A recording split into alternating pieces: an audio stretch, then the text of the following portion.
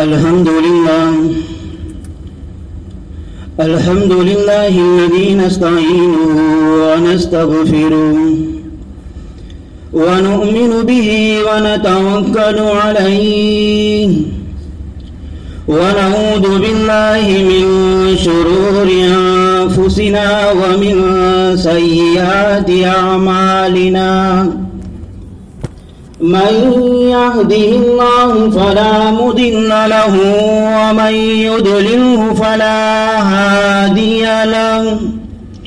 ونشهد أن لا إله إلا الله وحده لا شريك له ونشهد أن سيدنا ومولانا محمدا عبده ورسوله صلوات الله تبارك وتعالى عليه وعلى آله وأصحابه وأزواجه وذرياته وأهل بيته وأهل طاعته وبارك وسلم تسليما كثيرا أما بعد فأعوذ بالله من الشيطان الرجيم بسم الله الرحمن الرحيم والفجر وليال عشر والشفع والوتر وقال تبارك وتعالى وما تفعلوا من خير يعلمه الله وقال النبي صلى الله عليه وسلم ما من أيام العمل الصالح فيهن أحب إلى الله من هذه الأيام العشر فقالوا ولا الجهاد في سبيل الله فقال رسول الله صلى الله عليه وسلم ولا الجهاد في سبيل الله إلا رجل خرج بنفسه وماله فلم يرج من ذلك من شيء وقال النبي صلى الله عليه وسلم أفضل أيام الدنيا أيام العشر أو كما قال النبي صلى الله عليه وسلم. قابل احترام بھائیوں، دوستوں اور بزرگوں، جو دن رات کی ترتیب ہے وہ اللہ جل شانہ کی جانب سے ہے. اللہ تبارک و تعالی نے دن اور رات کی ترتیب دی ہے. جنہوں نے ساری کائنات کو پیدا کیا، پوری کائنات کے پیدا کرنے والے اللہ جل شانہ ہے، اور کائنات کو اللہ جل شانہ نے ترتیب دی ہے. تاجروں کی تجارت کو آگے بڑھانے کے لیے اور فروغ دینے کے لیے اللہ ایک موسم لاتے ہیں. کسانوں کی کھیتی کو فروغ دینے کے لیے اور اس کو آگے بڑھانے کے لیے اللہ ایک موسم لاتے ہیں. اسی طریقے سے دنیا کے جن شعبوں میں لوگ کام کر رہے ہیں، ان شعبوں کو فروغ دینے کے لیے اللہ موسم لاتا ہے، اور وہ لوگ ان موسم کے انتظار میں رہتے ہیں. اسی طریقے سے ایمان والے کے اعمال کو فروغ دینے کے لیے اللہ اعمال کے لیے موسم لاتے ہیں کہ ان موسم کے اندر بندے اچھے اعمال کر کے اپنی آخرت کو بنا لے، اپنی دنیا کو بنا لے. اللہ بندے کے اعمال کے فروغ دینے کے لیے، ایمان والے بندے کے ایمان کو فروغ دینے کے لیے اللہ موسم لاتے ہیں. رمضان کا مہینہ گزرا، اللہ وہ عبادتوں کا موسم لائے تھے کہ بندے اس مہینے میں اللہ کی خوب عبادت کر کے اللہ کا قرب حاصل کرے، اللہ کے قریب ہو جائے اور اپنی دنیا اور آخرت کو بنا لے. رمضان المبارک کے بعد شوال اور ذی القعدہ اللہ پھر ذی الحجہ کا مہینہ لائے اور ایک موسم لائے کہ اس کے اندر بندے اللہ کو راضی کرنے والے اعمال کر کر اور ایمان والے بندے اس موسم کے اندر اچھے اعمال کر کر اپنے رب کا قرب حاصل کرے، تو اللہ پھر رمضان المبارک کے مہینے کے بعد ذی الحجہ کا مہینہ لایا، اور ذی الحجہ کے مہینہ کو ان کی بہت ساری فضیلت ہے جس کو میں آگے آپ لوگوں کو سنا رہا ہوں۔ تو اللہ ان موسموں کو لا کر بندوں کے اعمال کو فروغ دینا چاہتے ہیں، اور موسم کا انتظار تاجر بھی کرتا ہے، کاشتکار اور کھیتی کرنے والا بھی موسم کا انتظار کرتا ہے۔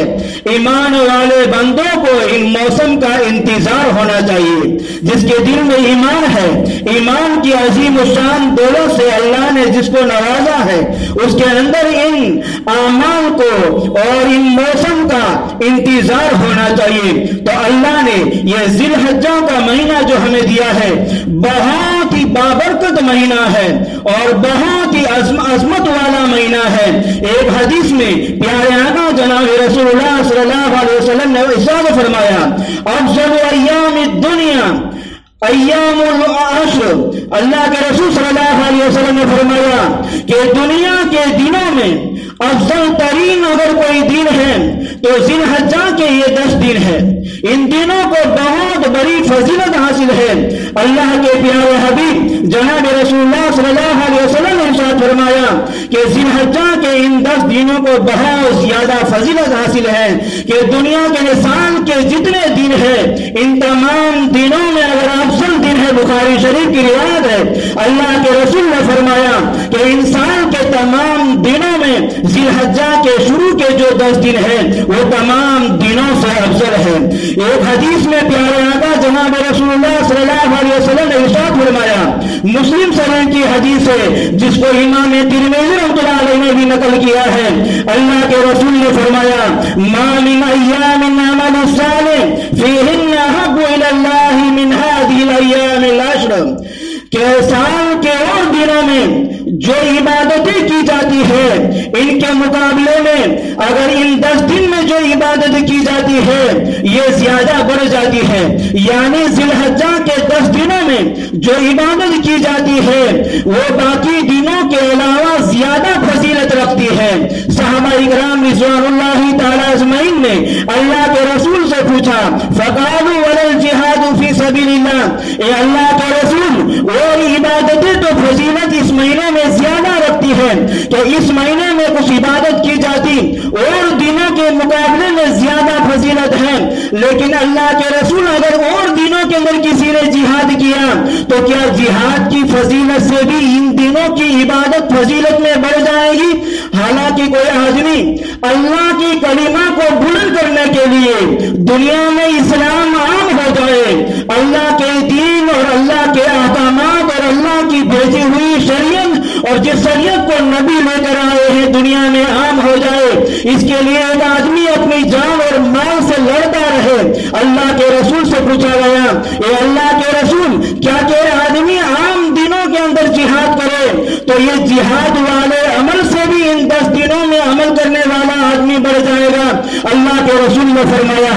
ہاں، اگر وہ آدمی جہاد کیا عام دنوں میں اور ایک آدمی عام دنوں کے علاوہ ذی الحجہ کے 10 دن میں کوئی عبادت کرتا ہے تو اس کے جہاد والے عمل سے بھی یہ عبادت بڑھ کر ہے۔ اللہ کے رسول نے فرمایا، پھر صحابہ اکرام رسول رضوان اللہ تعالی اجمعین کے پوچھنے پر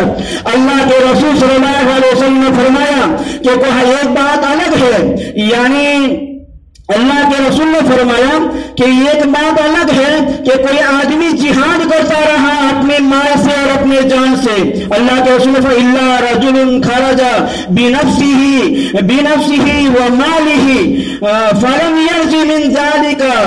بشيء، اللہ کے رسول نے فرمایا کہ کوئی آدمی اللہ کے راستے میں جہاد میں گیا،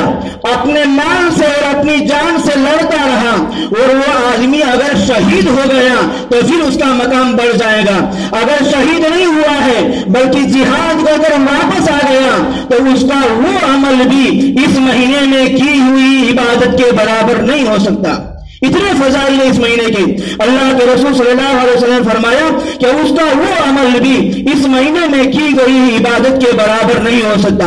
یہ اتنا مبارک عمل ہے, اتنا مبارک یہ مہینہ ہے, اور اس مہینے کے اندر یہ مبارک راتیں اور مبارک دن اتنے ہیں جو شروع کے 10 دن بتائے جا رہے ہیں حدیث میں. اس کے اندر کیا عمل کیا جائے؟ اللہ کے رسول صلی اللہ علیہ وسلم نے صحابہ کرام رضوان اللہ تعالی اجمعین سے فرمایا فاکثروا فیہن من التہلیل والتکبیر والتحمید. اللہ کے رسول نے فرمایا ان دنوں میں کثرت سے لا الہ الا اللہ پڑھا کرو, ان دنوں میں اللہ کی بڑائی خود کیا کرو, یعنی تکبیر خود پڑھا کرو, اللہ اکبر لا الہ الا اللہ واللہ اکبر واللہ اکبر وللہ الحمد. اور ان کے علاوہ بھی صرف اللہ اکبر یہ تکبیر آدمی پڑھ سکتا ہے. تو ان تکبیرات کو پڑھتے رہو. اور اللہ کے رسول نے فرمایا ان دنوں کے اندر اللہ کی خود تحمید بیان کرو, اللہ کی تسبیح اور اللہ کی پاکی کو خود بیان کرو. فاکثروا فیہن من التہلیل والتسبیح والتکبیر. اللہ کے رسول نے فرمایا کہ ان دنوں میں کثرت سے لا الہ الا اللہ, کثرت سے اللہ کی بڑائی, اللہ کی کبریائی اور کثرت سے اللہ کا ذکر, تسبیح اور تحمید اللہ کی بیان کی جائے. کہ بہت یہ مبارک کیا ہے دن ہے, ان دنوں میں ان چیزوں کو کیا جائے. اب ان دنوں کو اتنی زیادہ فضیلت کیوں ملی؟ ذی الحجہ کے ان 10 دن کو اتنی زیادہ فضیلت کیوں ملی؟ امام حجر اسقلانی رحمۃ اللہ علیہ نے اس کا جواب دیا ہے کہ اور دنوں کے اندر جو عبادت کی جاتی ہے یہ مختلف عبادتیں ہوتی ہیں, لیکن ذی الحجہ کے مہینے میں بڑی بڑی ساری عبادتیں جمع ہو گئی ہے. اس وجہ سے اس مہینے کے ان 10 دنوں کو فضیلت حاصل ہے. روزہ رمضان میں رکھا جاتا ہے, نماز پورے سال پڑھی جاتی ہے, لیکن ان دنوں میں جو عمل کیا جاتا ہے باقی دنوں میں وہ عمل نہیں ہے. ان دنوں میں نماز ہے, ان دنوں میں یوم عرفہ کے روزے کی فضیلت کو بیان کیا, ان دنوں میں ان 9 دن روزے رکھنے کی فضیلت کو الگ سے بیان کیا گیا, اور ان دنوں کے اندر جو حج اور قربانی ہے باقی مہینوں میں اور باقی دنوں میں وہ چیزیں نہیں ہے. تو امام حجر اسقلانی رحمۃ اللہ علیہ شارح بخاری نے اس بات کو نقل فرمایا اور انہوں نے یہ بات کہی ہے کہ ان دنوں کو فضیلت ملنے کی وجہ یہ ہے کہ بڑی بڑی جو عبادتیں ہیں یہ تمام عبادتیں اس مہینے کے ان 10 دنوں کے اندر جمع ہو گئی ہے کہ ساری عبادتیں اس کے اندر ہے. اب ایک بات یہ ہے کہ ذی الحجہ کی 10 راتوں کی بڑی فضیلت آئی ہے, یہاں تک کہ ان 10 راتوں کے اندر عبادت کرنے والے کو جیسے رمضان المبارک کے اندر لیلۃ القدر کے اندر عبادت کرنے والا ہوتا ہے کہ کسی آدمی کو لیلۃ القدر کے اندر عبادت کا ثواب جو ملتا ہے ان 9 ذی الحجہ تک یعنی 10 ذی الحجہ کی ان راتوں کے اندر 1 سے لے کر 10 راتوں کے اندر کوئی آدمی عبادت کرتا ہے تو لیلۃ القدر کے اندر جس آدمی نے عبادت کی ہو اتنا بڑا ثواب ملتا ہے. دنوں کا ثواب الگ ہے, راتوں کا ثواب الگ ہے. امام ابن تیمیہ رحمۃ اللہ علیہ نے دلائل کی روشنی میں یہ بات لکھی ہے کہ کیا یہ 10 راتیں لیلۃ القدر کی یعنی رمضان کی 10 راتوں سے بھی بڑھ گئی کیا؟ انہوں نے دلائل کی روشنی میں لکھا ہے کہ رمضان کی 10 راتوں کو جو فضیلت ہے یعنی ذی الحجہ کے دن اور راتوں کو جو فضیلت حاصل ہے اس میں رمضان کے جو لیلۃ القدر کی جو راتیں ہیں وہ رمضان کے اعتبار سے اس کو فضیلت حاصل ہے, اور دنوں کے اعتبار سے جو فضیلت ہے وہ ذی الحجہ کے 10 دنوں کو فضیلت حاصل ہے. یعنی ذی الحجہ کے 1 سے لے کر جو 10 دن ہے وہ فضیلت میں تمام دنوں سے بڑھ کر ہے, اور رمضان المبارک کے لیلۃ القدر کی جو راتیں ہیں اور رمضان المبارک کے جو آخری اشراق کے اندر لیلۃ القدر کے پائے جانے کا امکان ہے تو یہ 10 راتوں کے اعتبار سے افضل ہے رمضان کی, اور دنوں کے اعتبار سے ذی الحجہ کے یہ 10 دن یہ افضل ہے. یہ امام ابن تیمیہ نے دلائل کی روشنی میں یہ بات لکھی ہے کہ یہ افضل ہے. اب یہ مہینہ چونکہ اللہ کی طرف سے بندوں کو اللہ کا قرب حاصل کرنے کے لیے اور بندے آخرت کے اندر کچھ لے جائے، اپنی آخرت کو بنا لے، اپنی دنیا کو بنا لے، اس لیے اللہ یہ خاص خاص موقع دیتے ہیں۔ اور ذی الحجہ کا تو پورا مہینہ شروع ہی سے لے کر 10 دن تک، یہ پورا عشرہ، پورا 10 دن یہ فضیلتوں سے خالی نہیں، بلکہ پورا شروع سے لے کر فضیلت والا ہی یہ کیا ہے، یہ 10 دن اور یہ عشرہ ہے۔ یہاں تک کہ جیسے ہی ذی الحجہ کا چاند دیکھا گیا، اللہ نے فرما دیا اور اللہ کے رسول نے فرمایا سنت ہے، مستحب اس عمل کو قرار دیا کہ جس آدمی کے اوپر قربانی واجب ہے، جو آدمی قربانی کرنے کی نیت رکھتا ہے، وہ ڈولی چاند دیکھتے ہی اپنے ناخن کو اور اپنے بالوں کو نہ کاٹے، یہ عمل مستحب قرار دیا گیا۔ اور اگر کسی آدمی کے اوپر قربانی واجب ہے اور قربانی کرنے کا اس کا ارادہ ہے، اس کے باوجود انہوں نے ناخن اور بال کو کاٹ لیا ذی الحجہ کے چاند کے دکھنے کے بعد، تو یہ عمل اس کا مکروہ ہوگا، ناجائز اور حرام نہیں ہوگا، بلکہ مستحب اور سنت کے خلاف عمل کرنے کی وجہ سے یہ عمل اس کا مکروہ ہوگا۔ کیا وجہ ہے؟ اللہ نے ناخن اور بال کو کاٹنے کی منع کیوں فرمائی؟ اللہ کے رسول نے ناخن اور بال رکھنے کو مستحب کیوں قرار دیا؟ کہ جن کے ذمے قربانی ہے اور جو قربانی کرنے والا ہے اور جس کی نیت قربانی کرنے کی ہے، وہ آدمی ناخن اور بالوں کو نہ کاٹے۔ کیا وجہ ہے؟ علماء نے اس کی حکمت یہ لکھی ہے کہ لوگ ہزاروں اور لاکھوں روپیوں کو خرچ کر اس گھر کی زیارت کے لیے اللہ کے گھر کے اوپر گئے ہیں، وہ احرام کی حالت میں ہے، اور جو بندہ اور بندی احرام کی حالت میں ہوتے ہیں اس کو ناخن اور بال کاٹنے سے منع کیا گیا ہے۔ تمہارے پاس مال نہیں ہے، تم وہاں تک نہیں پہنچ سکے، تم اس گھر کی زیارت کو نہیں جا سکے، اب ان کی مشاہبت اختیار کر لو، یعنی وہ احرام کی حالت میں بال اور ناخن نہیں کاٹ رہے ہیں، تم بھی ان کی مشابہت اختیار کرو اور تم اپنے ناخن اور بالوں کو نہ کاٹو۔ یہ حکمت ہے شریعت کے اندر کہ ان حاجیوں کی، اللہ کے گھر کی زیارت کے اوپر جانے والوں کی اور اللہ کے گھر کے اوپر جانے والوں کی مشاہبت اختیار ہو جائے، ان جیسا عمل تمہارا بھی ہو جائے، اس وجہ سے ناخن اور بال کو کاٹنے کو منع فرمایا گیا۔ یہ بہت ہی مبارک دن ہے۔ ذی الحجہ کے 1 سے لے کر 9 تاریخ تک روزہ رکھنا یہ سنت قرار دیا گیا ہے۔ پہلی تاریخ سے لے کر 8 تاریخ تک یہ 8 جو روزے ہیں وہ سنت قرار، 9 روزے ہیں، ان 9 روزوں کو سنت قرار دیا ہے۔ 1 سے 8 جو روزے ہیں، جو آدمی رکھے گا، ایک روزے کے بدلے میں 1 سال عبادت کا ثواب ملے گا۔ ایک روزہ کسی نے رکھا تو اس کو 1 سال کی عبادت کا ثواب ملے گا، اور کسی نے 8 روزے رکھے 8 سال کی عبادت کا ثواب ملے گا۔ اور 9ویں ذی الحجہ کا کسی نے روزہ رکھا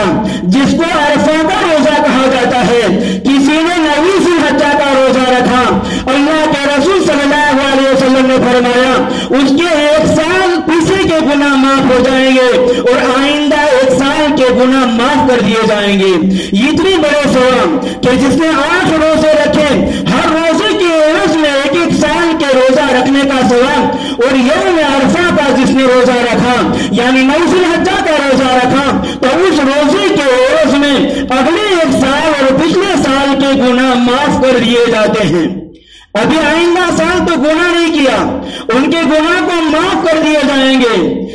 نیک پھالی نکالتے ہوئے علماء نے اس بات کو لکھا ہے کہ جنہوں نے یوم عرفہ کا روزہ رکھا ان کے بارے میں یہ فضیلت ہے کہ آئندہ سال وہ گناہ کرے گا، وہ گناہ معاف ہو جائیں گے۔ اس سے نیک پھالی نکالتے ہوئے علماء نے اس بات کو لکھا ہے کہ جنہوں نے یوم عرفہ کا روزہ رکھ لیا 1 سال وہ زندہ رہے گا۔ پھر علماء نے تفسیر کرتے ہوئے یہ بات لکھی ہے کہ 1 سال زندہ رہے گا، اور جس کا مرنا یقینی ہے اس سال میں، اللہ اس آدمی کو یوم نہر یعنی عرفہ کے دن روزہ رکھنے کی توفیق نہیں دے گا۔ اللہ کی طرف سے عرفہ کے دن کے روزے کی توفیق کا مل جانا یہ اس بات کی علامت ہے کہ آئندہ سال وہ آدمی زندہ رہے گا۔ یہ علماء نے اس کی تشریح کرتے ہوئے اس بات کو لکھا ہے۔ تو یہ بہت ہی مبارک دن ہے، مبارک ایام ہے۔ ان دنوں کے اندر اللہ کی عبادت کر کر روزوں میں، نمازوں میں، قرآن کی تلاوت میں اپنے وقت کو گزارنا چاہیے۔ ادھر ادھر کے چیزوں کے اندر اپنے وقت کو اور فضولیات میں، موبائل وغیرہ میں، گناہوں میں، بازاروں کے چکروں میں اپنے ان مبارک دنوں کو نہیں گزارنا چاہیے، بلکہ ان مبارک ایام کو اللہ کی عبادت میں، اللہ کے ساتھ کیا ہے تعلق کو قائم کرنے میں اس کو لگانا چاہیے۔ علماء نے لکھا ہے یہ لوٹ کے ایام ہے، یہ دن لوٹ کے ہیں، اس میں خوب اللہ کی عبادت کی جائے، اللہ کو منایا جائے اور اللہ سے اپنا تعلق قائم کیا جائے، اپنی آخرت کو بنانے کی فکر کی جائے۔ اس میں کیا ہے جس آدمی نے اس رات کے اندر عبادت کی، لیلۃ القدر کے اندر عبادت کرنے کا جو ثواب ہے اتنا بڑا ثواب ہے۔ عشاء کی نماز ہم نے جماعت کے ساتھ پڑھ لی، فجر کی نماز جماعت کے ساتھ پڑھ لی اور موقع ملا اور نیت کر کر سوئے تہجد کی نماز پڑھ لیا، بہت اچھا۔ اگر تہجد میں نہیں اٹھ سکتے ہیں، عشاء کی نماز کے بعد 2 رکعت نماز سنت پڑھ لیا اور اس کے بعد 4 رکعت، 8 رکعت، 12 رکعت، جتنا موقع ملا، جتنے ہمارے پاس وقت ہے تہجد کی نیت سے نماز کو پڑھ لیا، ہمارا شمار ان راتوں کے اندر عبادت گزار کے اندر ہوگا۔ اس لیے فجر کی نماز، عشاء کی نماز جماعت کے ساتھ پڑھے، تہجد کا اہتمام کرے۔ اسی طریقے سے کیا ہے نماز اللہ کے عبادت خوب کرے تکبیر کے اندر، اور اسی طریقے سے کیا ہے اللہ کی عبادت کے اندر، تسبیح کے اندر، اللہ کی تسبیح بیان کرنے میں، تحلیل یعنی لا الہ الا اللہ پڑھنے میں، ان چیزوں میں اپنا وقت گزارے اور خود تکبیر پڑھنا چاہیے۔ یہاں تک کہ ابن عمر رضی اللہ تعالیٰ عنہ، ابو ہریرہ رضی اللہ تعالیٰ عنہ، ایک حدیث اور ایک روایت ہم سے چھوٹی جا رہی ہے اور ہمارا عمل اس پر نہیں ہے۔ 1 منٹ زیادہ لے کر اس بات کو بیان کر دیتا ہوں کہ ہمارے یہاں یہ سنت چھوٹی جا رہی ہے۔ ہم کیا ہے ایام تشریق کے اندر تکبیر پڑھتے ہیں، یعنی 9 ذی الحجہ کی صبح سے لے کر 13 ذی الحجہ کی عصر تک ہم تکبیرات کو پڑھ سکتے ہیں، یہ بھی نماز کے بعد نہیں، جب موقع ملے ان تکبیروں کو پڑھنا چاہیے۔ اور علماء نے لکھا ہے بلند آواز سے پڑھا جائے۔ صحابہ مسجد میں ایسے ان تکبیر کو پڑھا کرتے تھے ساری مسجد گونج جایا کرتی تھی۔ اور ایک حدیث جو ہم سے چھوٹی جا رہی ہے، ہم ان ایام تشریق کے اندر یعنی 9 ذی الحجہ سے لے کر 13 ذی الحجہ کی عصر تک تو تکبیر پڑھتے ہیں، حالانکہ تکبیر 1 ذی الحجہ سے لے کر 13 ذی الحجہ کی عصر تک مشروع ہے، یعنی 1 ذی الحجہ سے لے کر 9 ذی الحجہ تک تکبیر کا پڑھنا سنت ہے۔ یہاں تک کہ ابو ہریرہ رضی اللہ تعالیٰ عنہ اور عبداللہ ابن عمر رضی اللہ تعالیٰ عنہ، محمد ابن علی رضی اللہ تعالیٰ عنہ، ان صحابہ اکرام کا عمل حدیثوں میں بیان کیا گیا ہے کہ یہ صحابہ ان دنوں میں 1 ذی الحجہ سے لے کر